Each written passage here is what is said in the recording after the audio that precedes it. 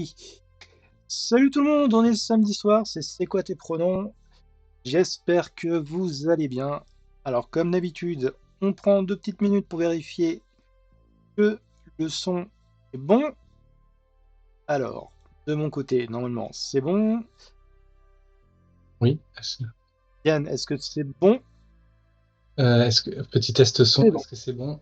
A priori, c'est bon. Donc si là, ça ne marche pas chez vous, c'est peut-être c'est peut-être vous le problème. Ça sonnait beaucoup moins passif-agressif dans ma tête. Vous avez une mauvaise connexion? Arrêtez. Alors, on va juste quand même attendre 2 minutes pour être sûr. Non, non. Un chaton sur le chat va nous confirmer que tout est bien. Vraiment, faut que je trouve un truc pour les 5 premières minutes pour pas que ça fasse aussi que ça fasse un peu plus professionnel. Genre, ah non, non, c'est prévu en fait, c'est un projet artistique. Un projet artistique, c'est pour ça qu'on parle pour ne rien dire. D'accord. Bon, bon, on va envoyer un message pour vous dire que ça a commencé. Alors. Déjà, on sait que la notification n'arrive pas forcément quand il faut. Alors, j'attends juste la confirmation pour être sûr, parce que des fois que le stream soit lancé dans le vent, ça m'est arrivé une fois ou deux de me rendre compte à la fin du stream qu'il n'y avait pas eu personne, parce que le truc n'était pas en ligne en fait. Ah, J'ai fait ça et j'ai fait tout un stream sans que le micro fonctionne. ah mince. Ouais, ouais, ouais, tu regardes la vidéo, tu fais, mais attends, je parlais à ce moment-là? C'est les trucs. Tant qu'on y est aussi, j'ai fait un stream, j'ai foutu le feu à ma baraque en plein stream. Enfin, Non. le feu à ma baraque, si, si, c'était pendant un live caritatif en plus. J'étais en train de faire mon stream et j'étais tellement pressé de manger après que j'avais commencé à faire chauffer ma nourriture pendant le truc. Et tout d'un coup, ça commence à fumer. Je fais merde, qu'est-ce que je fais? Merde, la casserole est en train de cramer un truc, à cramer un truc à côté, à cramer un truc juste à côté. Et j'ai pas vu que le truc avait gardé feu. Puis au bout de 5 minutes, je fais putain, il y a quand même beaucoup de fumée chez moi. Et c'était le truc qui est en train de cramer à côté. La vache. Donc voilà. Bon. Bon, bah, je pense que c'est quand même bon, sinon, chaton nous le dira. Donc ce soir, l'invité est Diane. Libre Diane même. Libre Diane. Comment ça va? Ça va bien, et toi? Bah écoute, j'ai pas foutu le feu de nouveau, donc oui, c'est bon. Mister Damus sur le chat. Bonsoir, Mister Damus. Ça fait longtemps, j'espère que tu vas bien. Donc, je suis parti dans mon histoire de cramer là. Alors, disclaimer. Si Oui. vous suivez l'émission régulièrement, vous savez que je suis un traitement médical. Il a été augmenté, donc je suis un petit peu, je suis en phase d'adaptation. C'est pour ça que des fois, vous pouvez avoir l'impression que je suis totalement à l'ouest. C'est parce que je suis totalement à l'ouest. Cela dit, bien évidemment, je vais faire un grand effort de concentration pour mener cette interview à son terme. Mister Damus qui demande ça roule, merci. Et vous, bah, on a répondu, ça a l'air d'aller bien. Donc voilà. Alors, du coup, tu préfères Diane ou le pseudo complet Libre Diane, ce qui est relativement Non, bien, non, juste Diane. Libre Diane, c'est pour me distinguer des autres Diane qui ne serait pas, qui seraient des fausses, serait des feux, d'accord, ou qui ne serait pas libre du coup. qui ne seraient pas libres. D'accord. Exactement. Alors, est-ce que pour commencer l'interview, pour commencer l'émission, tu peux te présenter pour les personnes qui ne te connaissent pas? Alors, pour les personnes qui ne me connaissent pas, donc je suis une Libre Diane, je suis une personne en cours de transition de genre pour, pour enfin voilà, vers le transféminine quoi.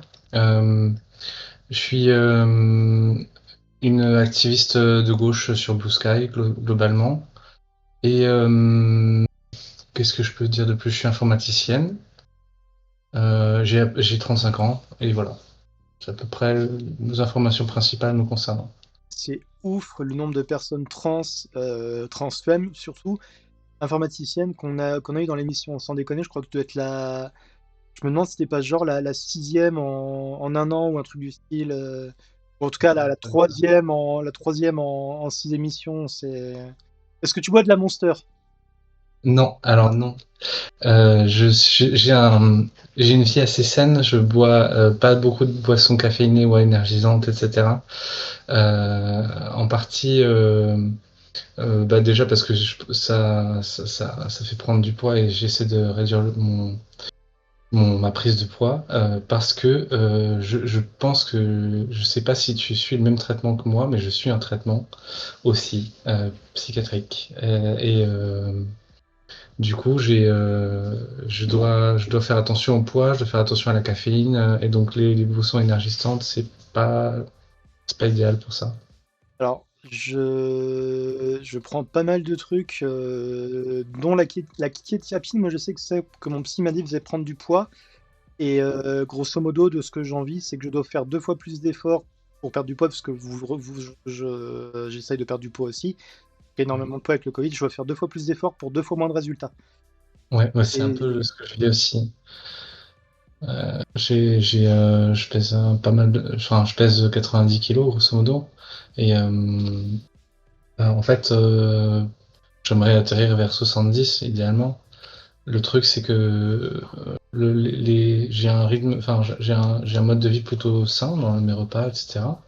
Mais les, les médicaments donnent faim et font en plus favorisent ouais, la prise, le stockage des graisses. Donc c'est l'enfer. Pour perdre du poids, c'est très dur. c'est une galère en plus. D'ailleurs, j'en profite pour les personnes qui nous regarderaient, qui seraient aussi neuroatypiques, et surtout du coup neuroatypiques sous traitement.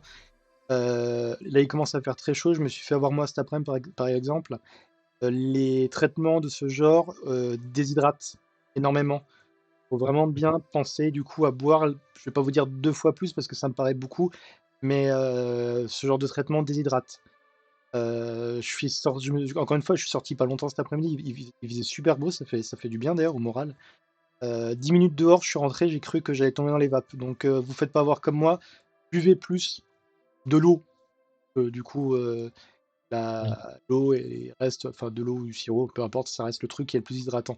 Donc du coup, c'est pour ça que quand tu as commencé l'émission, je suis bien, j'ai jamais vu personne avec autant de canettes, de bouteilles d'eau sur le bureau. Ça en avait facile une demi-douzaine, si je dis pas de bêtises. C'est pour ça donc. Euh, oui, alors je m'hydrate beaucoup. J'ai effectivement, bah, voilà, j'ai une petite bouteille d'eau toujours sur le bureau et globalement, bah oui, je bois un peu des boissons un peu sucrées, de soda, etc. Ça, c'est mon petit péché mignon. Je devrais pas. Ça m'arrive de boire des sodas, mais enfin, j'en bois pas tant que ça. Et je laisse beaucoup traîner les affaires. Donc ça, c'est aussi parce que voilà, enfin la flemme quoi. Je fais beaucoup de bordel sur mes endroits, mes lieux de vie. Il y a beaucoup de bordel dans mes lieux de vie. Donc, euh, donc voilà, les bouteilles quoi. Moi, j'ai limité à mon bureau parce que sinon je me ferais tirer les oreilles, mais ouais, je relate totalement pour le bar. Je suis en train de regarder en même temps ce que j'ai sur le bureau. Je relate totalement.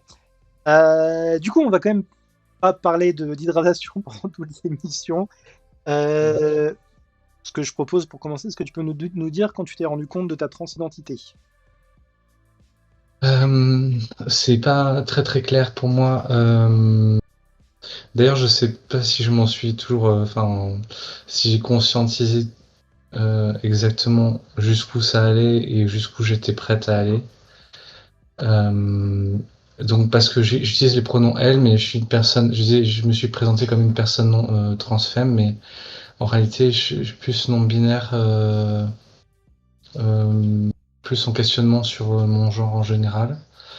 Et je sais pas exactement, je me sens, je m'identifie pas à 100% à l'identité féminine, au genre féminin. Donc tout ça est assez complexe et savoir quand est-ce que je m'en suis rendu compte, on va dire premier prémisse vers la vingtaine, 22 et quelques années, je suis resté dans l'œuf pendant assez longtemps et parce que je vivais à peu près ok euh, enfin, je vivais à peu près ok avec le genre masculin, mais bon, j'avais un genre masculin qui était déjà comment dire pas. J'ai fait mon premier coming out. En fait, j'ai fait mon premier coming out, c'était l'homosexualité. J'ai fait vers 16 et 18 ans. Voilà. Et j'ai vécu toute mon côté adulte dans des relations homosexuelles. Enfin, voilà, que je considérais homosexuel parce que j'avais pas encore fait la démarche de transition de genre. Hmm. Et du coup, j'étais pas dans une masculinité qui était, comment dire, classique de toute façon, qui était hétéro, hétéro et patriarcale, enfin, dans les stéréotypes. Voilà, c'est ce que je cherchais comme mot. J'étais pas dans une masculinité stéréotypique. Et, euh, et du coup, j'avais pas forcément beaucoup de euh, difficultés de côté enfermant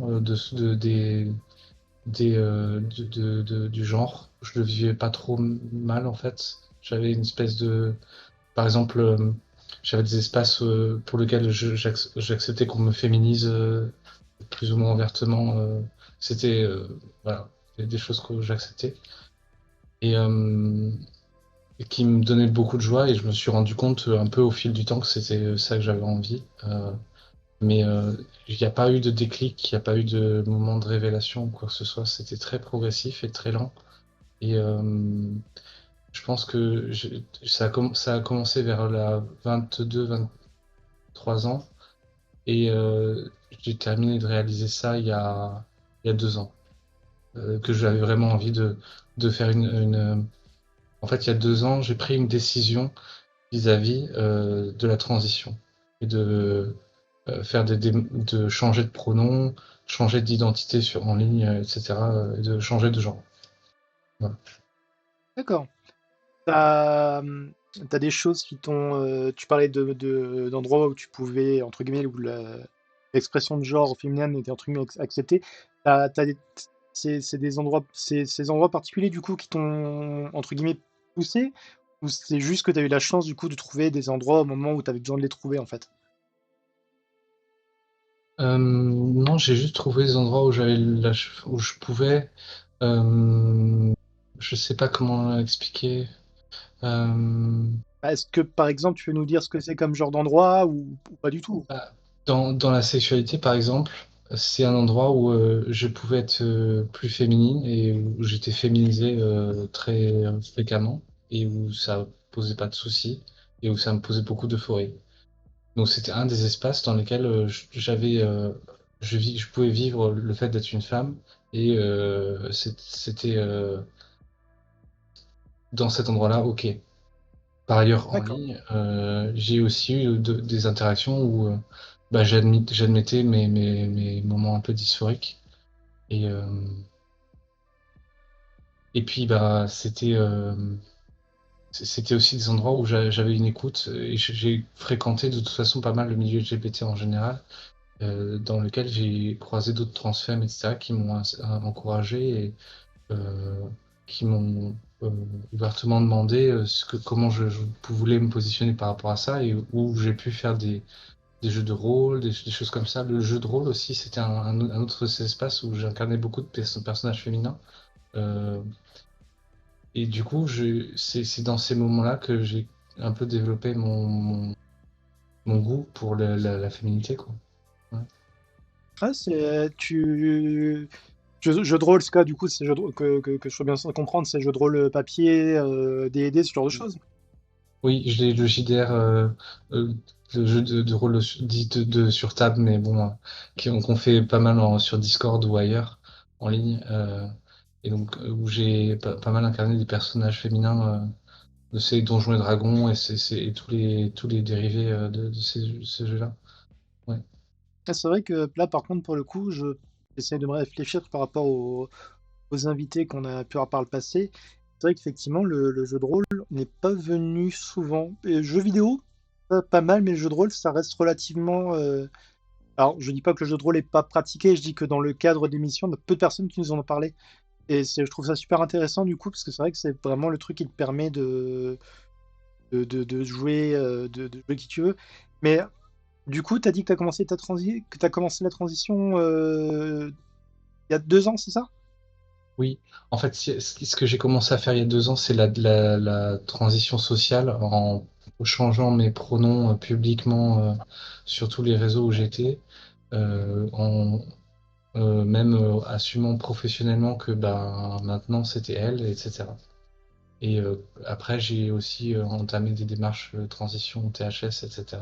Mais ça, c'est plus récent encore. Et, mais on va dire le coming out trans, c'était il y a 2 ans, quoi. Voilà. D'accord. Donc, du coup, tu l'as fait à tout le monde d'un coup, ou dans un premier temps, par exemple, tu l'as fait à tes amis, et ensuite à ta famille, ou inversement? Ça allait assez vite. Ma famille, c'était les derniers à qui j'ai fait mon coming out. J'ai commencé par les gens que je connaissais pas, des gens sur Discord, sur les serveurs que je fréquentais, à changer de genre à ce moment-là, me débarrasser des anciens pseudos, etc. Commencer à faire des expérimentations comme ça.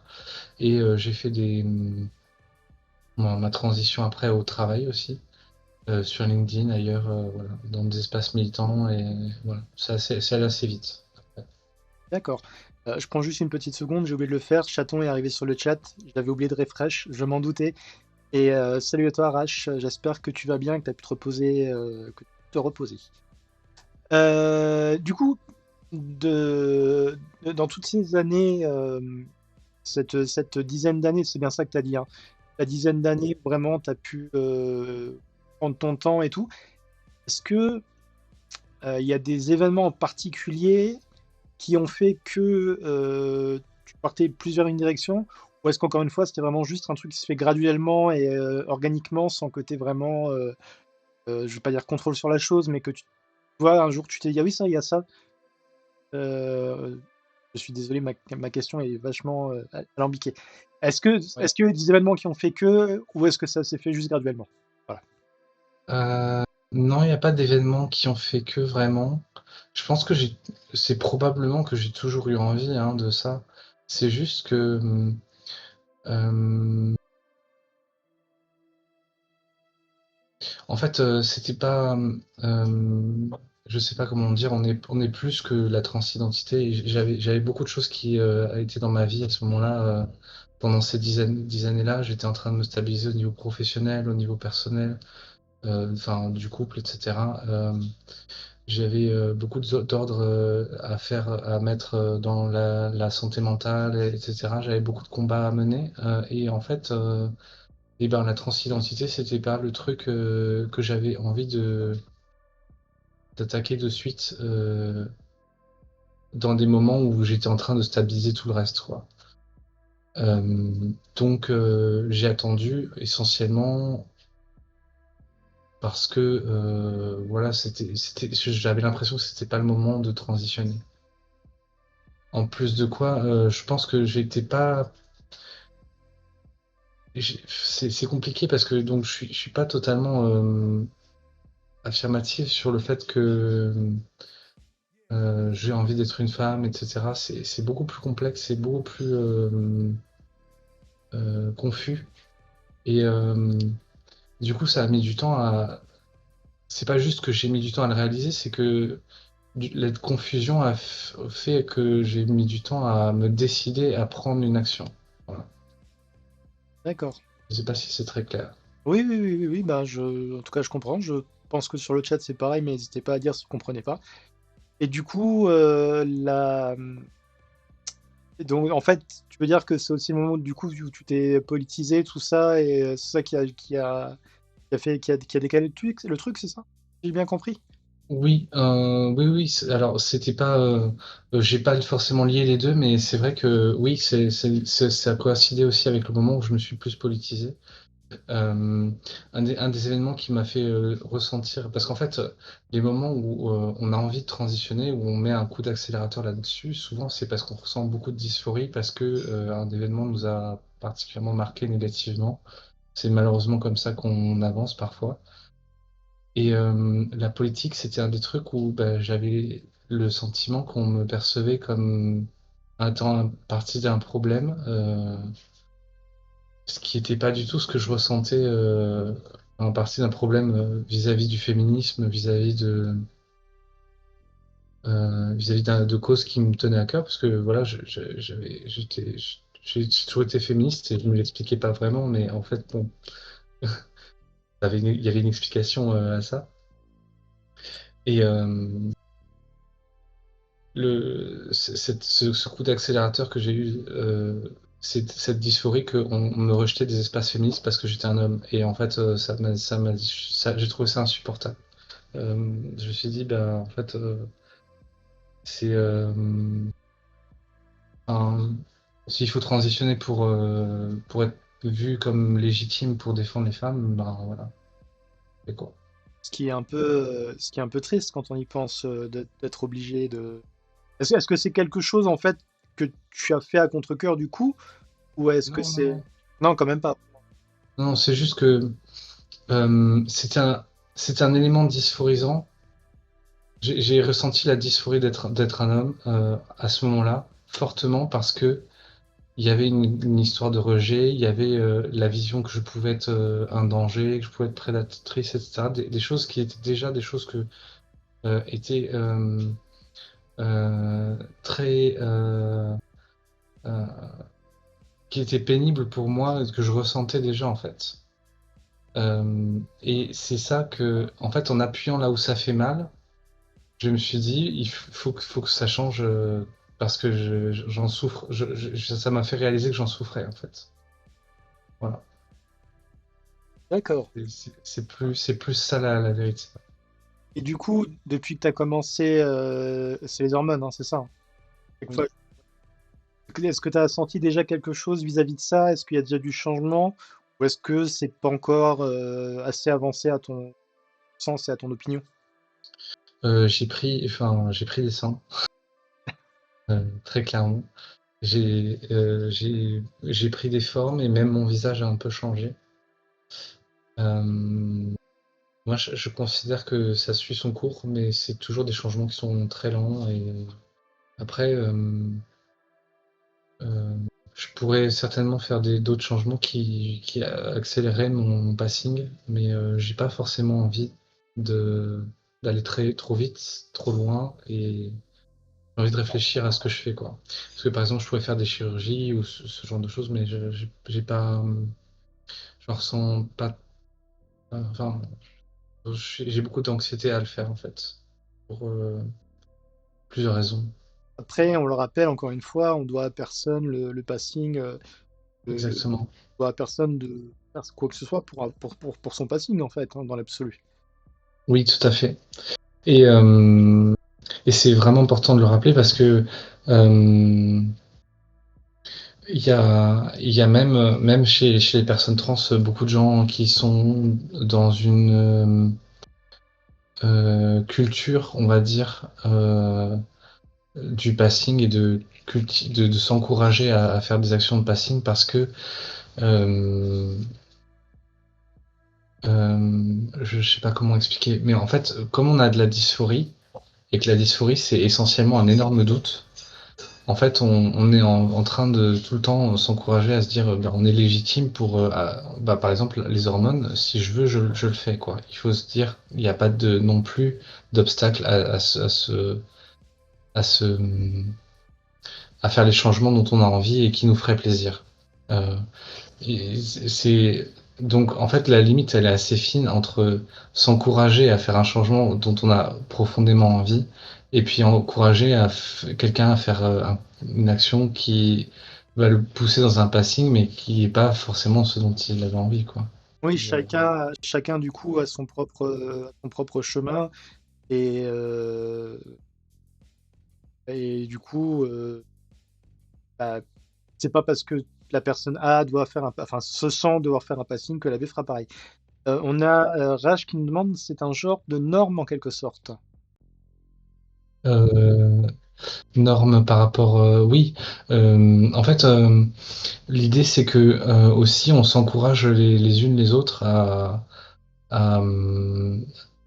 enfin, je sais pas si c'est un genre de norme, mais c'est euh, c'est courant que les transfemmes disent bah en fait on est certes le passing c'est optionnel mais on est quand même une majorité à apprécier et à vouloir ça. Et il y a des présomptions qui peuvent être faites par rapport à d'autres personnes trans que ben, c'est ce qu'elles désirent et qu'elles veulent du passing. Et donc, on va les encourager dans le médicalisme, ce genre de choses, alors que en fait, ben, c'est pas forcément ce dont elles ont besoin. Il y a Enfin, aussi, voilà, oui, il y a des choses normatives aussi dans le milieu trans par rapport à ça, même si c'est dommageable, mais voilà. et du coup, en plus, si je suis ce que tu as dit, il y a le fait que tu serais plus proche du non-binaire que Oui. forcément. Et en tant que personne non-binaire, du coup, est-ce que tu as un objectif que tu aimerais atteindre? Peut-être un idéal, alors je sais pas si on peut parler d'idéal de physique peut-être, ou de perception. Non, pas vraiment. Je sais pas exactement. En fait, euh, j'aimerais, je le conçois un peu comme beaucoup de choses, c'est-à-dire que je conceptualise pas une image idéale, je conceptualise où est-ce que j'ai envie d'aller à partir de là où je suis. Et je sais que pour l'instant, j'ai envie d'être plus féminine. Mais après, je sais pas où je vais m'arrêter et où je vais en fait. C'est très compliqué pour moi de savoir. Tu disais plutôt que du coup, tu étais aussi neuroatypique. Est-ce que c'est un rapport dans ta façon de voir les choses? Parce que la façon dont on parle, ça me fait un peu penser à ma santé mentale en fait. C'est-à-dire que tu sais pas, enfin, il y a un but qui est très flou, mais tu sais plus ou moins quel chemin suivre sans savoir quand est-ce que tu arriveras à destination en fait. Oui, c'est ça. Et donc je suis bipolaire, ouais. Il se trouve que je suis bipolaire. Pareil, Ok. pareil. Euh, donc oui, ça affecte une partie de ma personnalité, peut-être la transidentité elle-même. Peut-être que j'aurais pas pris cette décision si j'avais été neurotypique. C'est très probable même. Euh, donc oui, ça affecte beaucoup de choses, mais euh, pas forcément toujours négativement. Dans la mesure où en fait la, la bipolarité, donc il y a des côtés négatifs, on parle beaucoup des fluctuations d'humeur, etc. Mais c'est aussi quelque chose qui rend un peu impulsif et un peu, comment dire, euh, ouais, impulsif et Beaucoup de peu inhibé pulsions. en fait. Pardon? Je disais, moi personnellement, je me tape un paquet de pulsions. Oui, c'est ça. Et on a des pulsions, on a des choses peu inhibées, et donc du coup, dans certaines décisions de vie, ça peut nous aider à prendre des décisions qui peuvent être difficiles pour d'autres personnes, parce qu'elles seraient hors de leur zone de confort. Donc par exemple, la transidentité, c'est quelque chose, faire sauter le pas et faire une transition, c'est quelque chose que ben, j'ai probablement bénéficier entre guillemets de ma maladie pour sauter le pas, alors que j'aurais peut-être hésité encore plus longtemps si j'avais été neurotypique. Et au final, tu penses que tu seras arrivé au même point pour quant à ton identité? J'en sais rien, mais par contre j'aurais été là, enfin, je pense que j'aurais eu les mêmes désirs profonds en termes de féminité, de ce genre de choses. Ouais. Donc on n'est pas dans un cas de figure où, par exemple, tu as peur que le jour... Enfin, et c'est pas le genre de truc qui se guérisse, la bipolarité ou les autres troubles, Oui. mais on n'est pas dans un cas de figure où tu aurais peur qu'en cas de guérison miracle, tu te rends compte que merde, c'était une connerie, je me suis planté. Ah oui, non, non, parce que ça reste quand même quelque chose de cohérent dans euh, malgré toute la confusion qu'il y a autour de ça, les envies de féminité, etc., sont quand même une constante que je peux observer sur des grandes durées, quoi. Euh, je, je, je, je peux me dire, bah, à cette époque-là, c'était déjà le cas, à cette époque-là, c'était déjà le cas, aujourd'hui, c'est encore le cas, et donc il y a pas de chance que ça change du jour au lendemain.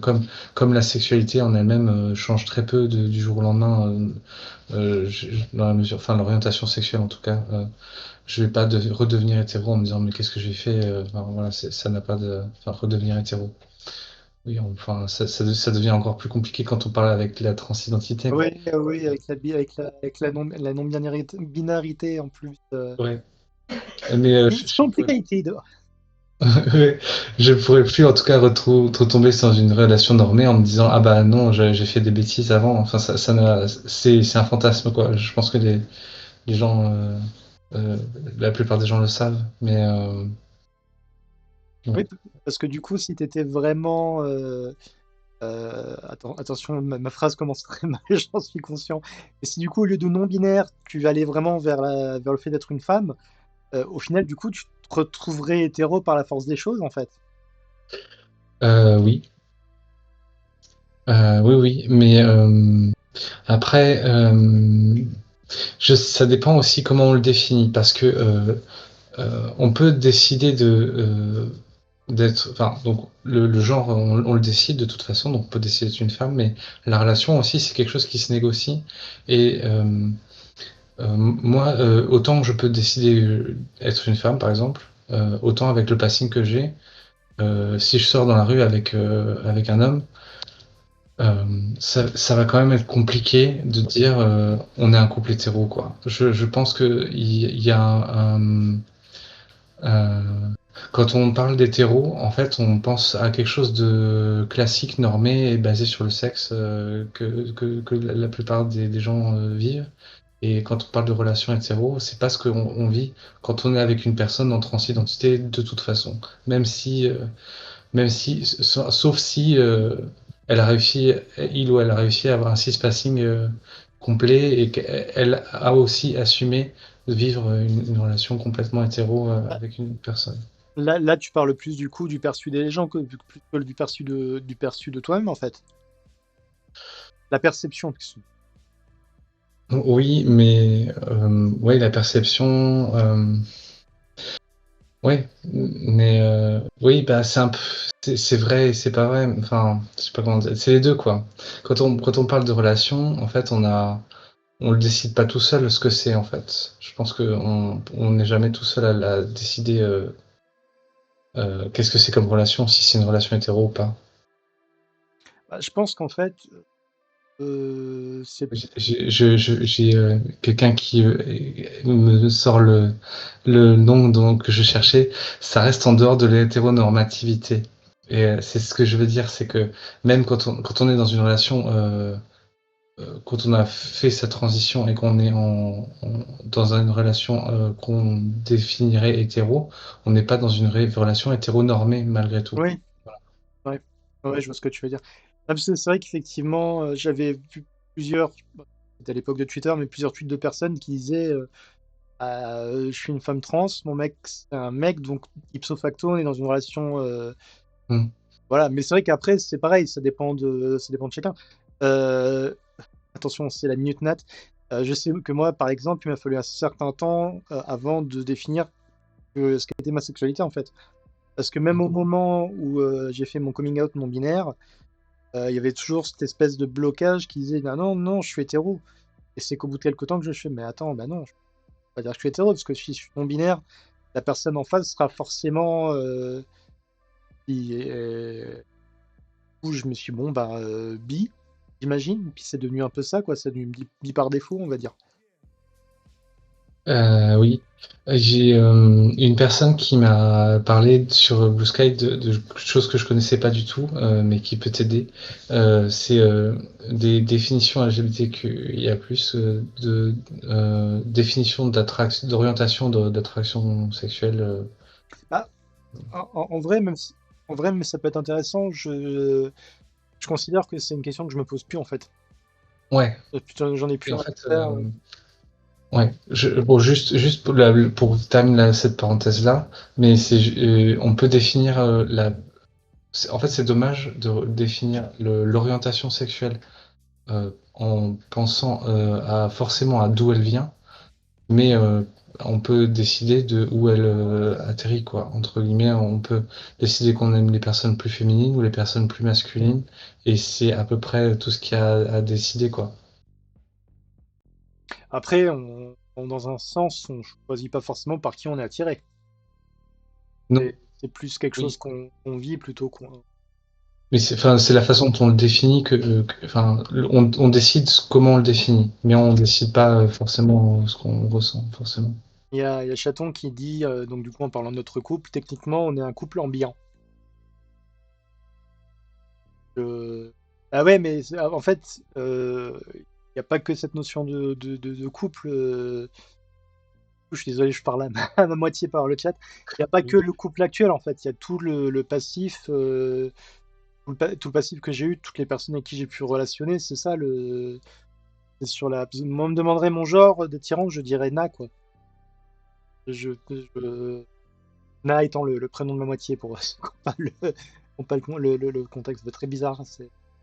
Et non, le fait que je m'appelle Nat n'est pas en rapport avec le fait qu'elle s'appelle Na. Ça donne un truc très drôle quand même. Mais oui, du coup, c'est un stade où en fait, je m'en fous. Mais bon, je suis aussi à un stade où justement, maintenant, je suis vraiment. Peut-être que tu fais pareil étant aussi une Roa. Il y a des choses que je sais maintenant. Par exemple, je sais que je suis non-binaire. Je sais que je suis avec une personne merveilleuse. Et c'est plus des sources de questionnement Mm. ou de problèmes. Là, je suis dans une phase de ma vie où j'ai énormément de mal, mais j'essaie de guérir en tant que personne neuro-A, de guérir ou tout du moins de trouver un système de fonctionnement qui marche mieux, parce que pour l'instant, c'est pas vraiment ouf. Vous me voyez 3 quarts d'heure par semaine, mais croyez-moi, je suis pas comme ça tout le temps. Et du coup, toute cette question d'orientation sexuelle, je m'en contrefiche, en fait. Mhm. Ouais. Mais bon, après, c'est facile à dire, étant en couple depuis 5 ans maintenant, et étant dans ma situation, maintenant, je peux concevoir qu'une personne qui n'est pas en couple a quand même tout ce questionnement. Surtout, à mon avis, les personnes qui commencent leur transition, que bon, comme tu l'as dit plus tôt, ça fait plus de 10 ans pour toi. Ouais. Donc, c'est pas forcément tout. Je suis désolé, je suis parti dans une phrase de 15 km. Oui, non, mais c'était intéressant. Et je pense que enfin, déjà, deux choses. Oui, de toute façon, on met de l'ordre dans sa vie là où il y a besoin d'en mettre. Et puis, on ne se pose pas forcément trop de questions là où il n'y a pas besoin de remuer des choses. Voilà, quand on est dans une relation stable, etc. Voilà, tout va bien. C'est juste. Euh, Donc il y a ça déjà, donc c'est normal, je comprends complètement. J'ai fait ça avant aussi, de mettre de l'ordre avant de penser à la transidentité. Là, c'est quelque chose qui est plus un sujet d'actualité, mais c'est pas, euh, c'est pas dit que ça restera le plus gros, sujet le plus important de ma vie longtemps. Et la deuxième chose, c'est que oui, en fait, on définit les relations qu'on a ensemble, en fait, savoir si c'est une relation hétéronormée ou pas, savoir si c'est, enfin, ça doit être du consensus, en fait. Je conçois pas que les choses puissent être différemment. T'es en couple, toi, actuellement? Oui, oui, mais j'aurais pu être dans une relation plus polia ou dans un couple plus libre. Il se trouve que je suis dans un couple un peu classique, plutôt classique, euh, mais ça aurait pu être autre chose, en fait.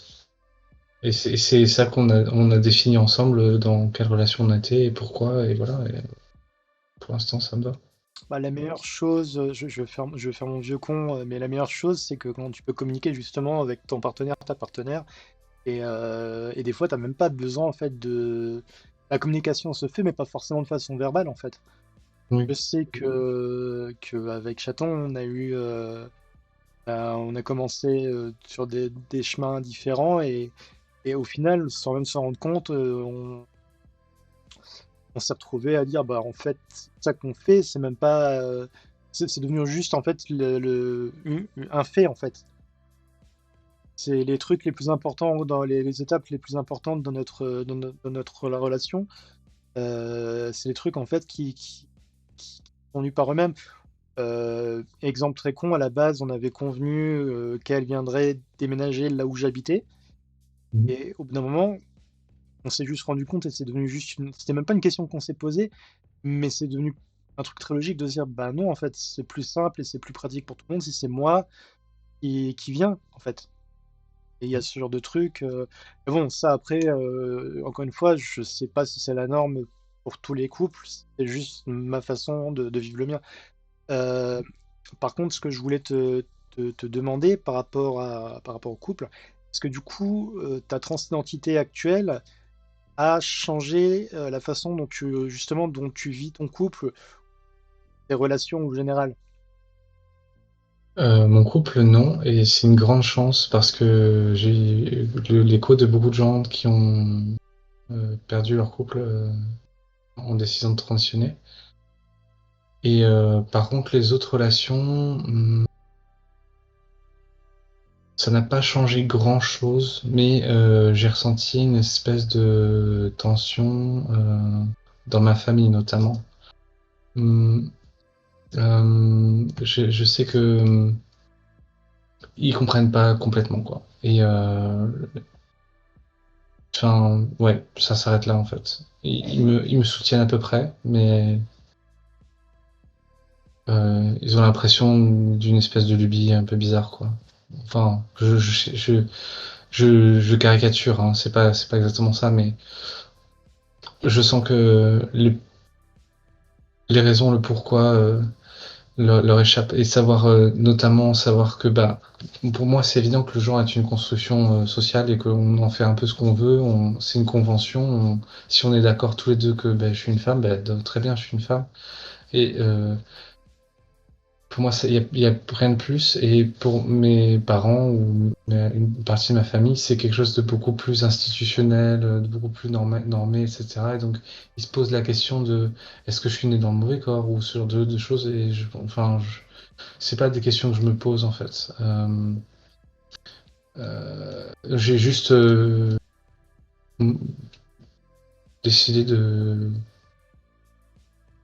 suivre une voie et je sais pas. Alors, J'arrive pas à leur expliquer et leur transmettre la simplicité de cette décision-là. ils arrivent pas à se mettre en fait dans tes pompes en fait. Non, ouais, clairement pas. Mais euh, je sais pas, je comprends pas que. Enfin, je comprends que ça puisse être compliqué pour des gens qui n'ont pas l'habitude de fréquenter des personnes trans, qui en ont jamais vraiment vécu la proximité, etc. Bon. Alors, j'ai une dernière petite question pour la route. Est-ce que tu penses que, que tu as ce chemin depuis une dizaine d'années, que tu as 35 ans? Est-ce que Mhm. tu penses que dans un sens, il y a aussi le fait d'arriver tout doucement, hein, je te dis pas que c'est demain, mais d'arriver vers la quarantaine, qui fait que tu as un recul et une façon de voir la chose qui sera peut-être pas la même perception qu'une personne qui va commencer sa transition et qui va avoir que 25 ans, que 20 ans, ou même plus jeune, pourquoi pas? C'est possible. Mais en fait, il y a tellement de différences dans la façon dont on perçoit les choses. Que entre deux personnes différentes, même si tu me compares moi quand j'avais 22 ans et les personnes trans que je connais aujourd'hui qui ont 22 ans, il y a une énorme différence entre le moi du passé et ces personnes-là du présent, pardon. Et euh, je sais pas si c'est uniquement l'âge qui me fait être plus mesuré dans les étapes que j'ai choisies. Je pense. Il y a certainement, oui, il y a certainement de ça, mais parce que quand on est encore jeune, on peut faire des changements plus radicaux quand on est encore célibataire, quand on est encore pas encore en emploi, etc. On peut faire des changements plus radicaux, plus rapides, plus poussés, euh, qui vont choquer plus facilement, se marginaliser entre guillemets un peu plus. Moi, j'ai peut-être plus de difficultés à le faire parce que je suis assis sur plus de privilèges du fait que j'ai 35 ans maintenant et que j'ai mon passé de, de, de, de, de travail et de relations, mon héritage, on va dire, de relations et de travail. Et donc, d'une certaine façon, oui, ça me rend plus mesuré à ce niveau-là, mais il y a aussi tout simplement des différences complètement individuelles qui sont pas explicables. Pas explicable pour moi facilement en tout cas. C'est vrai qu'effectivement, quand tu y penses, c'est même plus facile de construire une vie à 20 ans que d'en reconstruire une à 40 en fait. Oui, ah oui, Mais bon. Très, très non. Encore une fois, je n'ai pas les 40, tu n'as pas les 40. On n'est pas vieux. On n'est pas vieux. Faut se dire, Mais, mais ça ouais. dépend sur quels critères, mais je Ah peux me oui. considérer vieille pour certains ou certaines. mais- ah, c'est vrai qu'effectivement, ce que tu m'as, comment dire, le chemin dont tu me parles et puis les petits détails, c'est vrai que ça fait en fait relativiser à chaque fois sur le fait que je pense à toi, je pense aux anciens invités que j'ai eus, et c'est vrai qu'encore une fois, je me rends compte que tu as tellement de parcours, tellement de façons de vivre sa transidentité que, en réalité, je pense que il y aurait moyen. En fait, je suis sûr. Des fois, ma moitié me dit que je devrais peut-être faire moins d'émissions, parce que c'est vrai que des fois, avoir les invités, c'est pas évident. Mais en vrai, si c'était pas cette notion de connaissance, je suis sûr que je pourrais faire 300 émissions et avoir 300 parcours différents et 300 façons de voir la chose différente, en fait. Oui. C'est Oui. ça qui est super intéressant. Bah écoute, on arrive à la fin de l'émission. Ah, ok. Bah déjà, je te remercie d'avoir répondu aux questions. C'était super intéressant. J'aime beaucoup le recul que tu as sur la chose. Ça donnait un truc agréable à écouter et à entendre, un parcours très intéressant à entendre. Je vais t'embêter avec la question que je t'avais prévenu que je te poserais avant Ah l'émission. oui. C'est de rajouter un morceau à la playlist. C'est quoi tes pronoms? Est-ce que tu as pu trouver un morceau de musique que tu voudrais rajouter justement à cette énorme playlist qui pour l'instant fait 4 morceaux? Ouf, et ben, pour une note qui est complètement pas du tout dans l'esprit posé et calme que j'ai de l'interview, j'ai un morceau d'hyperpop que j'aime bien, c'est Pretty Sing Girl. Je sais pas, je l'ai écrit quelque part. Non, non, je vais juste le noter dans le chat. C'est de qui? Clover. De Clover. D'accord. Donc je le rajouterai. Alors Pretty Sing Girl, c'est comme la scène. Ah, La scène de attends, comme une scène. Donc tu Pretty, l'écris. Pretty Sin Girl. Ah, Sin Girl, la pécheresse. Pardon. Non, c'est la fille de la fille Ah, de de la spectacle, scène. quoi. Oh là, ouf. La scène, ouais. La fille de la scène. Voilà. Oui, voilà, exactement. De Clover. Ok. Ok. J'allais sortir une blague de merde, mais j'allais dire, je savais pas que les Total Spice avaient eu le temps de faire un album. Bah écoute, encore une fois, merci. Je profite des dernières minutes de l'émission pour vous dire que la semaine prochaine, il n'y aura pas de C'est quoi tes pronoms parce que je serai en live caritative pour Console Fun, pour les 17 ans de Console Fun. Voilà, on fait un live caritatif pour je crois que c'est les clowns des hôpitaux, quelque chose comme ça. Allez vers Console Fun, de toute façon, il va y avoir pas mal de pubs où les infos seront, donc vous ne me trouverez pas sur ma chaîne, mais sur la chaîne de Console Fun la semaine prochaine. Les replays vont pas tarder à arriver. Je crois que j'ai oublié de mettre le dernier replay, mais je l'ai mis de côté, donc ça devrait arriver dans les jours qui viennent pour celui-là. Prenez soin de vous, hydratez-vous. Chaton, je t'aime. Et encore une fois, merci Diane d'avoir répondu présente à cette interview. Bien, c'était un plaisir. Allez, je vous dis Merci à toi. à bientôt tout le monde. Au revoir. À bientôt.